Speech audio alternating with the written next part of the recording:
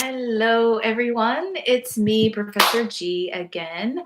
Welcome and happy Wednesday. It is the middle of October already, somehow. And here we are. I have just one question that I wanted to address today because I think this one comes often enough. And I just hear it all the time, even when it's not directly related to me helping.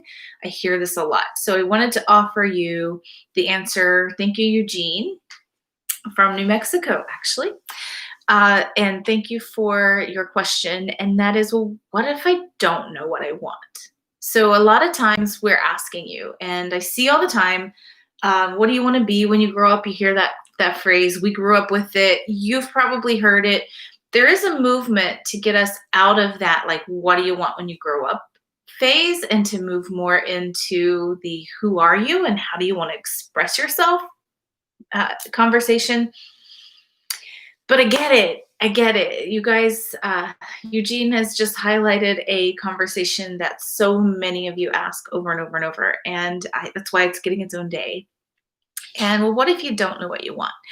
So the good news is take a breath, because it's okay. It's okay if you don't know what you want. I don't know what I want sometimes. Many of the already, 20 years or more experienced adults are not clear what they want. And a lot of times we're figuring out as we go, and we figure it out, and then we get the reality of that thing, and then that's not it, and then the next thing. And so I just first of all want to highlight and encourage you to remember that it's okay if you don't know what you want. In fact, you probably don't. And even if you know what you want now, that's probably going to change by the time you graduate college, and it's going to change again by maybe a few times. It's going to change again as you get into your career, and it's going to change again as you get into a new circle of friends. And maybe if you move away to another place, it's going to change again. So all of these components that we're looking at, they just, they're going to continue to move and shift. And it's really not so important. And I say this for all of you. It's not that important if you don't know what you want to do with your whole life right now. What is important is that you have some sense of vision of what you want from your life.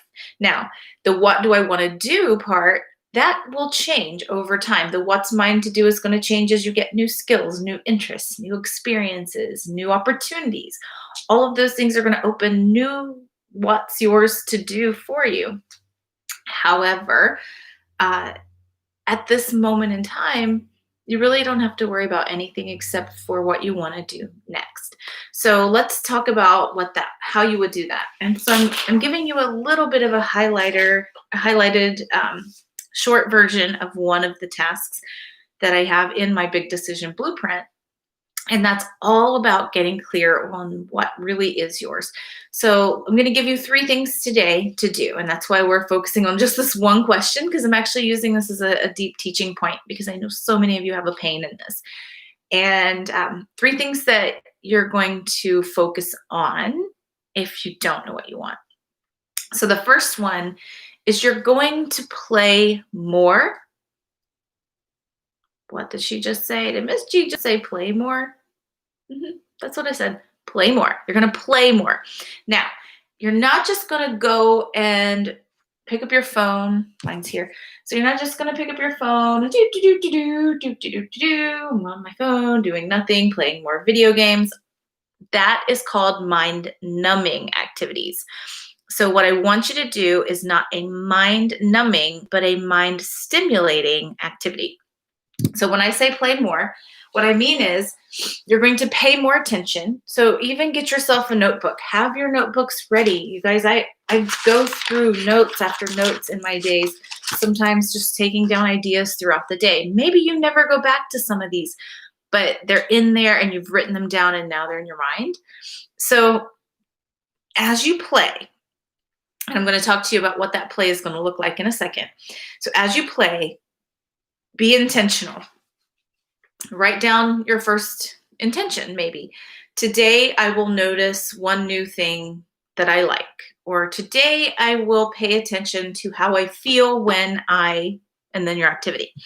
So the first one is going to play. It's the number one. If you're the linear person and you need to write this down, it's play with intention.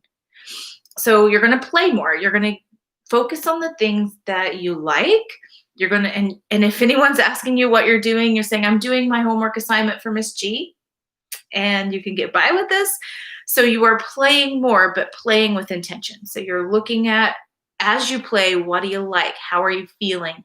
What parts of this do you enjoy? What are the parts about maybe you have a game that you love to play, but you really hate this one part. Write that down. Notice that. So you're noticing what you do and do not like as you play. That's it. That's your first assignment, right? So I'm going to figure out what I want to do with my life. The first step is to play, to really play. Now, I heard some statistics from Brian Tracy, if you're interested in the author, but I heard him speak. I don't know if he writes this, perhaps does in his work, but I heard he talks a lot about goals, and he's really, really big on writing down your goals.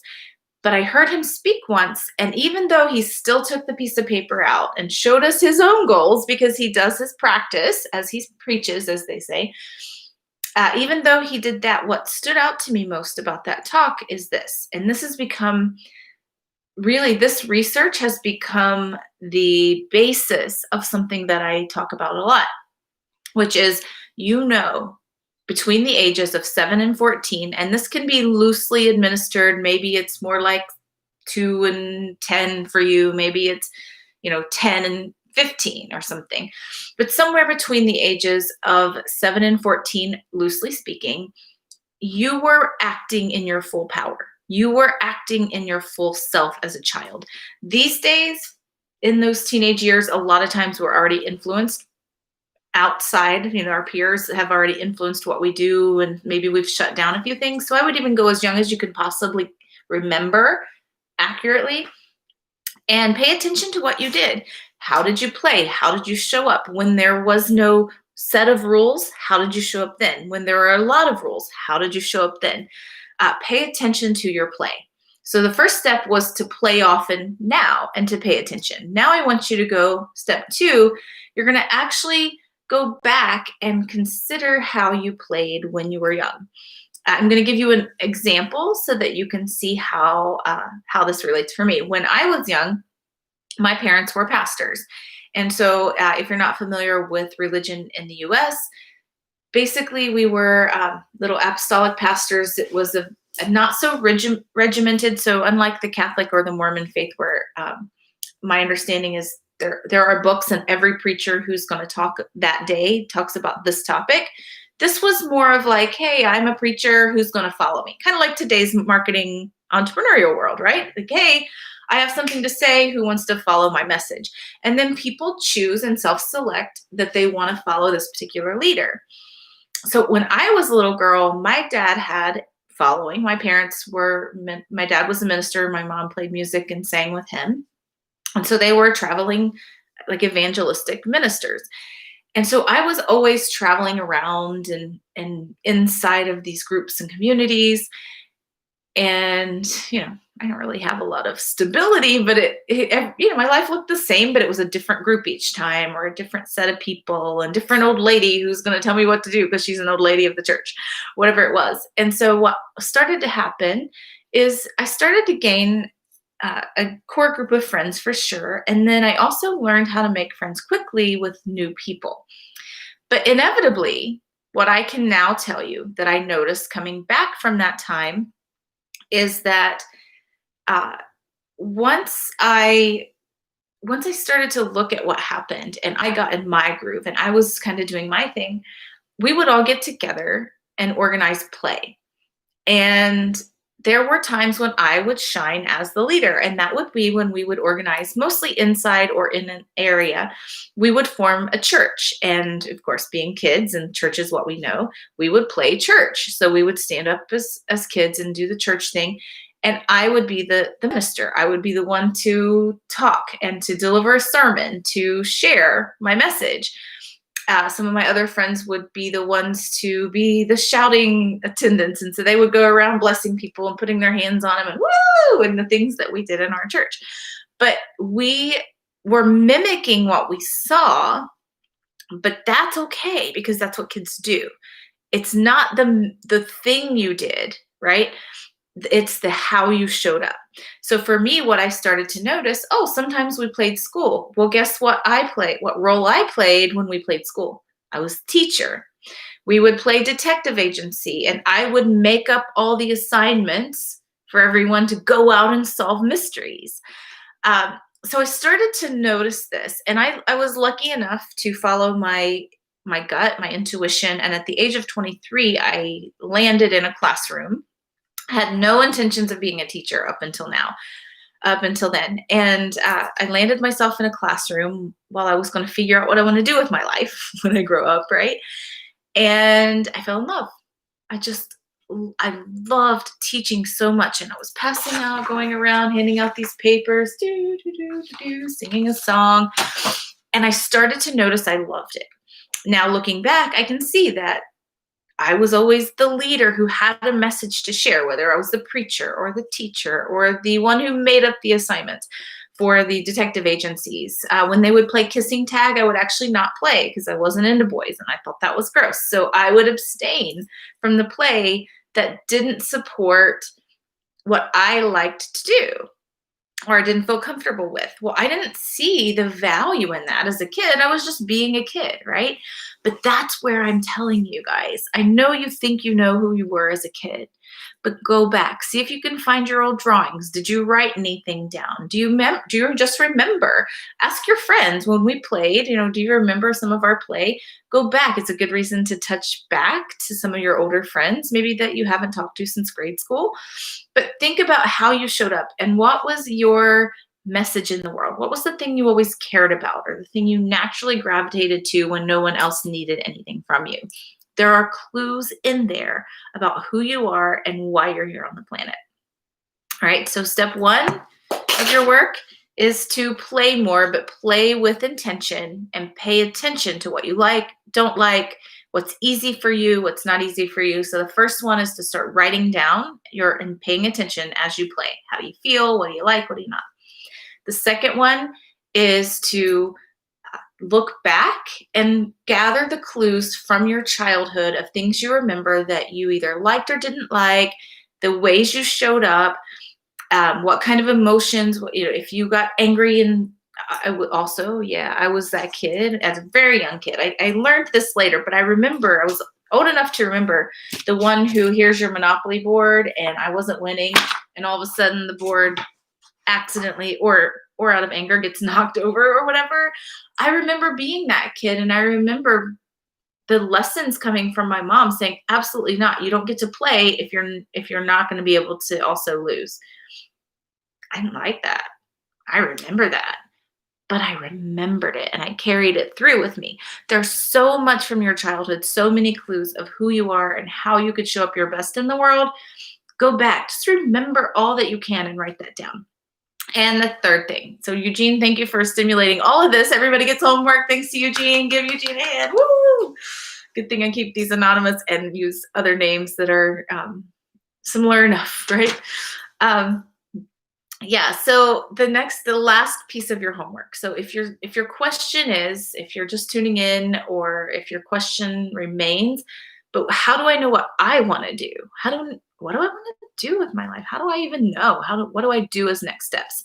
So the third step is going to be to get curious. So now that you've taken a look at yourself in your younger years and gotten some clues about who you are and how you showed up and what you did and what you liked, and then you've paid attention to the things you do like now.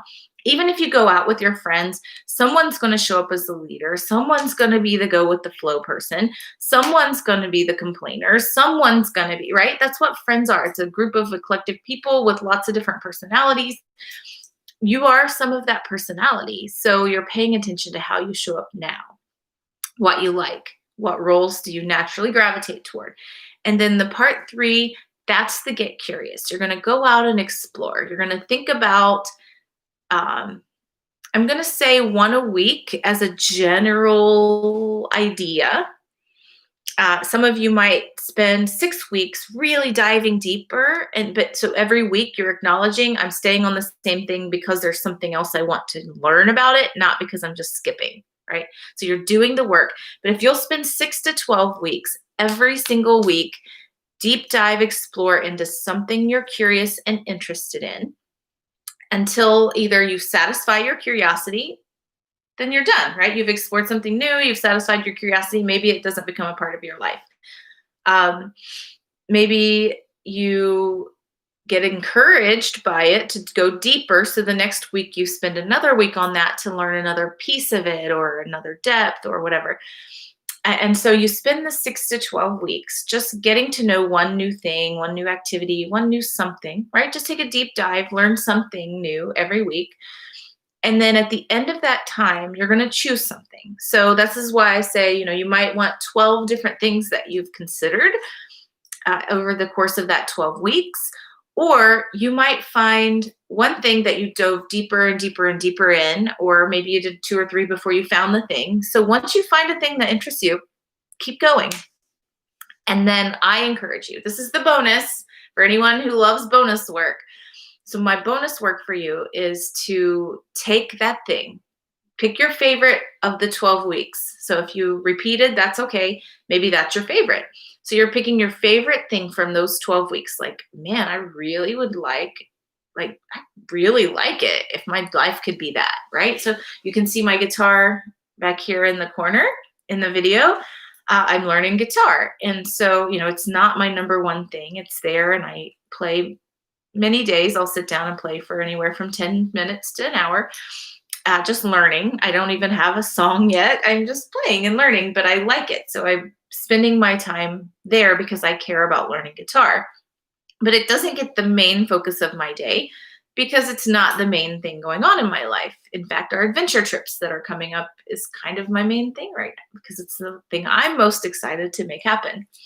So pick the thing that is your favorite at the end of 12 weeks, and you are going to find someone who does that thing for money.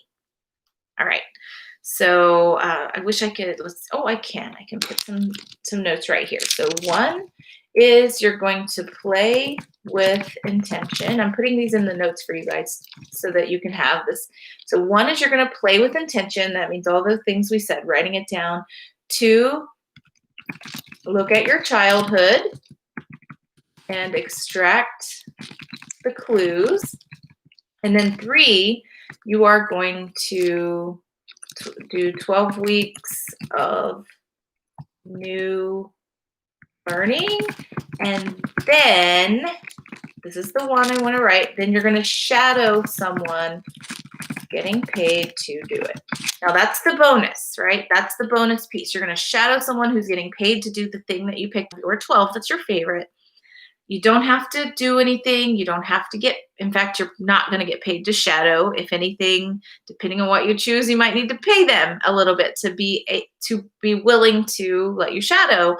But shadow it, get in there, do it alongside someone who's doing what you want to do well, right? So don't pick Uncle Louie if Uncle Louie is barely getting by and running a bunch of scandals just to pay the bills, but he has this cool car lot, but the car lot's actually not making money. Probably not a good choice for you, right? Because you don't want to learn how to barely get by. You want to learn how to thrive. So if you found that you're really, really interested in cars, then one of the things you could do is shadow someone who does own a car lot, right? Someone professional who's doing that and succeeding. And nothing wrong with Uncle Louie if Uncle Louie is successful in that thing. But you're going to pick someone who is, so again, this is your bonus because the 12 weeks of tracking is going to give you a lot of information. But if you really, really want to dive in and say, this is what my career is going to be, you can do the shadow, and then I would say repeat. So this part, some of you are going to shadow to find out, oh, that sucked. I didn't like that at all. So then you're going to go back to the list and pull the next thing, or repeat the process for 12 weeks. Try 12, maybe 6 new weeks. So now you have 18 weeks of new things that you've learned to pick from. So you're going to keep going in that process.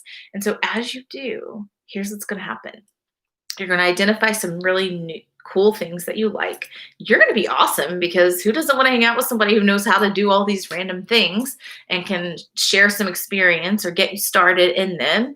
And then you're going to find something that appeals to you so much that that's what you want to do with your career, right? So don't worry about the money part, because when you're there, when your skills are built, when you've shadowed and you've gotten some experience, and when you know what you want, I can help you make money. That's the easy part. Making money with your skills, that's easy. It's just a matter of doing the thing that we identify for you. And I can help you identify a way to make money with just about everything I'm learning. Only a couple of things that have been a little bit outside of my wheelhouse, but I've actually been able to send people somewhere to find someone who can help them as well. So, yeah, most things that you can come up with, if you mean it, and you've actually done this process, you've done the learning, you've done the shadowing, then if you've shadowed it and you feel like it's something you want, I can take all of those parts and plus the other stuff you write, the other stuff from the list, and also bring that in, and we can create a career for you out of that. That's the easy part. The hardest part of the work that everyone does with me is getting to who you are. Who are you and what do you like? And especially, who are you and what do you like when no one else's opinion is involved in that answer? For me, that was the epiphany. In 2015, I took a trip to Costa Rica. I Through a series of events, I was going to be there 6 weeks. So I went all in. I did a deep dive. I spent 6 weeks with myself. And it was the first time since having an empty nest and, stepping into the world. And I started being a mom at a very young age. So for me, that was the first time that even something so simple as what do I want to eat next, there was no one's opinion to consider but my own. Wow, that was a big deal. And so that opened up it opened up a lot of chaos for me for a while. I had a lot of fun with that, but it also opened up for me the ability to stand here in front of you today, or sit in this case, and to say you really, really can have everything you want in your life. And I mean it. You can have everything. Now, it may look differently than you're imagining it in your mind by the time we get it to tangible form, right? It may take a few twists and turns to get it to look the way you want it to look, but you really can have everything you want in life. And I'm going to leave you with that today because that's a powerful enough statement. It's true, and you know what to do. So get out there, play with your intentions, and learn about yourself, learn new things, and let's get after it, guys. Let me know how this works for you as you try these things. I'd love to hear your impact, your responses, and what's breaking open for you. Happy Wednesday. See you next week on Live with Ask Professor G. And remember, you can submit your questions to Crystal at askprofessorg.com. Crystal at askprofessorg.com, and we'll get those questions answered live here on Ask Professor G. See you next week.